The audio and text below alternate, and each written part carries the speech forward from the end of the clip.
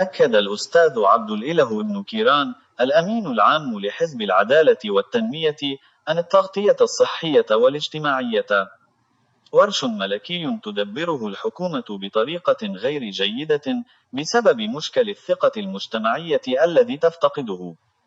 جاء ذلك في كلمة لابن كيران خلال المؤتمر الوطني للفضاء المغربي للمهنيين اليوم السبت 28 من يناير 2023 بالدار البيضاء، حيث أضاف: أقول هذا وأنا غير سعيد، لأني كنت أتمنى للحكومة أن تنجح وأن تتقدم أوضاع البلاد، لكن شيئا من هذا لم أره. واسترسل مخاطبا الحكومة: لا تضيفوا على عدم الثقة التشويش على أنفسكم بحذف نظام التغطية الصحية.